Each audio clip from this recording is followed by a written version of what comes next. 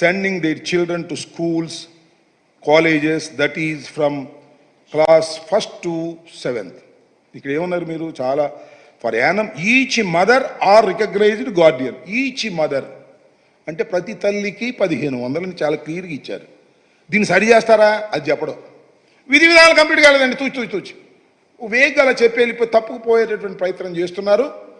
మీరు ఇప్పటికైనా స్పష్టంగా రామానాయుడు గారు చెప్పవలసింది చెబితే చెప్పనే పోను, మాకు అభ్యంతరం లేదు. చంద్రబాబు నాయుడు గారు కానీ ఎడ్యుకేషన్ మినిస్టర్ లోకేష్ గారు కానీ మేము ఈ జీవోని మారుస్తాం. జీవో లేకుండా చేస్తారా? జీవోని మారుస్తాం. ప్రతి తల్లికి కాదు, ప్రతి విద్యార్థికి, స్కూల్కి వెళ్తున్న ప్రతి విద్యార్థికి 1500 చొప్పున ఎంత అని చెప్పి మీరు మార్చిన రోజునే మిమ్మల్ని నమ్మశక్యం అవుతుంది తప్ప, లేకపోతే మీరు బుడవగా కొడుతున్నట్టు అర్థమైంది. ఇది సింపుల్.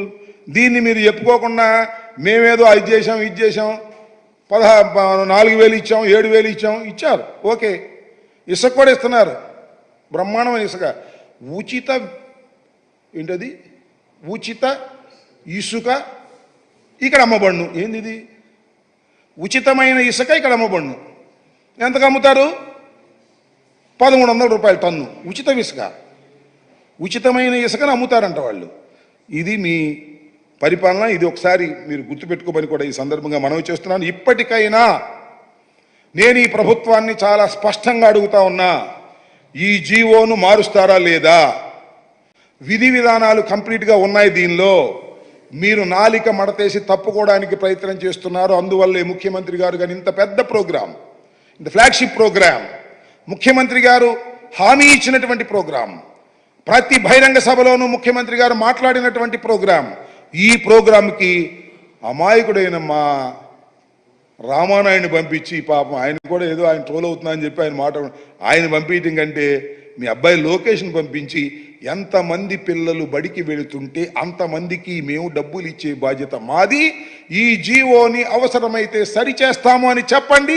ఈ వివాదానికి తెరదించండి తప్ప ఊకదంపుడు ఉపన్యాసాలు చెబితే అది ప్రజలకు నచ్చదు, ఎక్కదు అనే విషయాన్ని కూడా మీరు గుర్తుపెట్టుకోవాలి. ఇప్పటికీ సూపర్ 6లో 1 ఫెయిల్ అయ్యారు, ఇంకా 5 ఉన్నాయి.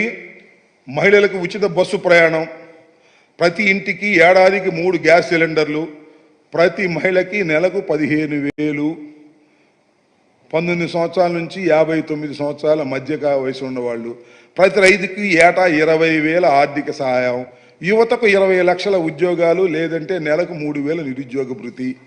ఇవన్నీ మర్చిపోలేదు. సూపర్ 6 1 ఫెయిల్ అయ్యారు. Number 2 you failed. సరి చేసుకోండి. ఇంకా 5 చేయకపోతే వైఎస్ఆర్ కాంగ్రెస్ పార్టీ మీ వెంట పడుతుంది ప్రజల పక్షాన.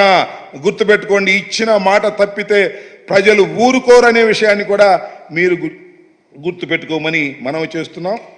సూపర్ 6 కాదు, అది సూపర్ చీట్గా మీరు చేయబోతున్నారనేది మాకున్నటువంటి అభిప్రాయం. దాన్ని కూడా సరి చేసుకునే ప్రయత్నం చేయాల్సిందిగా ఈ సందర్భంగా నేను మిమ్మల్ని కోరుతున్నా. ఇంకపోతే ఇంకో చివరి విషయం, ఇవాళ ఈనాడులో విచిత్రమైన వార్త ఒకటి రాశారు. 15 నుంచి ప్రజా దర్బారు చేస్తున్నట్టు జగన్మోహన్ రెడ్డి గారు 15వ తారీఖు నుంచి ప్రజా దర్బారు చేస్తున్నాడు అని ఒక పిచ్చి రాతలు. ఆయన ఎప్పుడు జనాన్ని కలవడు, నాయకులను అసలు కలవడు, వచ్చిన జనం తిరిగి వెళ్ళిపోతున్నారు. ఇప్పుడు 15వ తారీఖు నుంచి మాత్రమే ఈయన ప్రజా దర్బార్ నిర్వహిస్తున్నాడు అనేటువంటి పిచ్చి మాటలు ఈనాడుకు అలవాటే. దానిలో పెద్ద ఆశ్చర్యకరమైన విషయం లేదు. ఏదో రామోజీరావు గారు పోయాడు, ఇప్పుడు ఏదో వాళ్ళ అబ్బాయి పేరేంటి కిరణ్ వచ్చాడు, ఏదైనా మాట్లాడేమనుకున్నాం. మాట్లాడనుకోవటం మన పొరపాటు. వాళ్ళ అబ్బాయే కదా. చంద్రబాబు నాయుడు గారిని మోయటమే వారి పని. జగన్మోహన్ రెడ్డి గారిని వ్యక్తిగతంగా హననం చేయాలనేదే వారి ప్రధాన ఉద్దేశం. వారిది, చంద్రబాబు నాయుడు గారిది అదే ప్రధానమైన ఉద్దేశంతోనే ఆయన మాట్లాడుతూ ఉంటాడు, వీళ్ళు రాస్తుంటారు. నేను మనవి చేస్తున్నా, జగన్మోహన్ రెడ్డి గారంటేనే జనం అంటేనే జగన్మోహన్ రెడ్డి గారు. ఎప్పుడూ జగన్మోహన్ రెడ్డి గారు జనానికి దూరంగా లేరు. నాకు తెలిసినంత వరకు జీవితం మొత్తంలో చంద్రబాబు నాయుడు గారు ఎంతమంది కలిశాడో, జగన్మోహన్ రెడ్డి గారు ఆయన రాజకీయాలు ప్రారంభించిన దగ్గర ఇప్పటి వరకు అంతకన్నా 10 రెట్ల జనాన్ని కలిసి ఉంటాడు. ఆయన ప్రజల మధ్యన ఉండేటటువంటి మనిషి, అందరితో మమేకమయ్యేటటువంటి మనిషి, అందరినీ కలిసేటటువంటి మనిషి. అలాంటి మనిషిని ఆయన జనాన్ని కలవట్లేదు, నాయకులతో మాట్లాడట్లేదు, నాయకుల్ని కలవట్లేదు అనేటువంటి దుర్మార్గమైనటువంటి మాటలు రాసి ఈ రకంగా చేయాలనేటువంటి ప్రయత్నం చంద్రబాబు నాయుడు గారు చేస్తున్నారు. జగన్మోహన్ రెడ్డి గారు అనే వ్యక్తి ప్రజలతో మమేకమయ్యేటటువంటి ఒక హీరో లాంటి మనిషి. ఎక్కడ మీరు చూశారు కదా, నేను చాలా సందర్భాలు చూసా, చాలామంది జనం కూడా చూసి ఉంటారు. ఒకసారి యూట్యూబ్ కొట్టండి, బస్సులో వెళుతుంటే జగన్మోహన్ రెడ్డి గారు ఎక్కడైనా చెయ్యి ఆపేస్తే, ఏదన్నా ఆపద ఉందని చెయ్యి ఆపేస్తే టక్కన ఆపేస్తాడు. ఆపేసి వాళ్ళు కలుసుకుంటాడు. వాళ్ళకి ఆరోగ్యపరంగా ఏమైనా ఇబ్బందులు ఉంటే ఇమీడియట్గా హాస్పిటల్కి రిఫర్ చేసి వారిని రక్షించినటువంటి సందర్భాలు కోకొల్లలుగా ఉన్నాయి. అందువల్ల పెద్ద ఎత్తున జనాన్ని కలిసేటటువంటి వ్యక్తి జగన్మోహన్ రెడ్డి గారు. చంద్రబాబు నాయుడు గారు అసలు ఇప్పుడు ఎవరిని కలవరు, మీకు తెలుసు కదా. కాకపోతే ఈ మధ్యన ఎక్కడో కారు ఆపి ఎవరినో కలిసినట్టు ఏదో పత్రికల్లో రాసుకుంటున్నారు. ఇలాంటి రాసుకోవాల్సిన కర్మలు మాకు లేవు. జనాన్ని మేము తోలుకు రావాల్సిన అవసరం లేదు. జనం తండోపతండాలుగా జగన్మోహన్ రెడ్డి గారికి వస్తారు. ఆయన కూడా సమయం ఉన్నంత వరకు ఉదయం 10:30 దగ్గర నుంచి 2:30 వరకు కూడా శ్రమ లేకోకుండా ప్రతి వ్యక్తిని పేరు పేరున పలకరిస్తారు, వారిని కలుస్తారు. కానీ పిచ్చి రాతలు రాసి మీరు ఏదో ఒక విధంగా జగన్మోహన్ రెడ్డి గారిని అపాస్పాలు చేయాలనేటువంటి ప్రయత్నం మీరు చేస్తారు. అది మీరు మీ కుట్రలో భాగం. నేను ఒకసారి చూపిస్తా ఎన్ని రకాల ఎంతమందిని జగన్మోహన్ రెడ్డి గారు రోజు కలుస్తున్నారో. ఒకసారి ఫోటోలు చూపించాయా, ఒకటి వరుసనే అది చూడండి, టగటగది.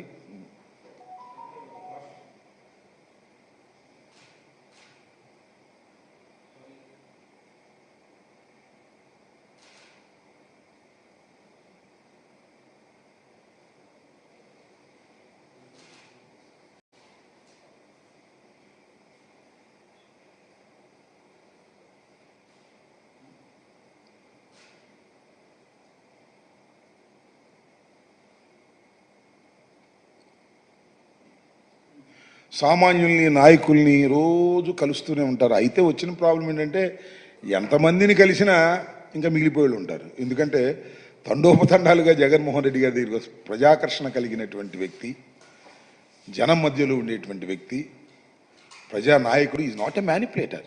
ప్రజల మీద నమ్మకంతో ముందుకు సాగినటువంటి నాయకుడు. 40% ఓట్ షేర్ ఇలాంటి క్లిష్ట పరిస్థితుల్లో కూడా సాధించినటువంటి వ్యక్తి.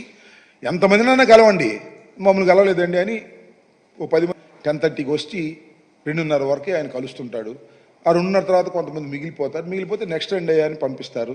అంటే నిరంతరం కలవటం అనేది కొద్దిగా డే టు డే ఇబ్బంది కాబట్టి దాన్ని ఇంకొద్దిగా స్పీడ్గా కలిసేటటువంటి ప్రయత్నం. ఎందుకంటే ఇప్పుడు ప్రభుత్వమైన బాధ్యత లేవు, కానీ మరి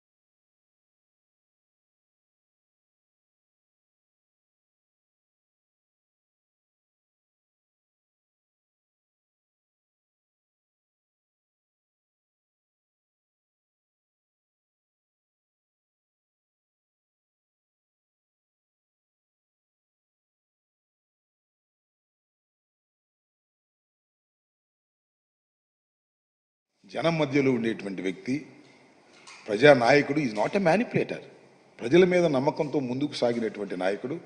40% ఓట్ షేర్ ఇలాంటి క్లిష్ట పరిస్థితుల్లో కూడా సాధించినటువంటి వ్యక్తి.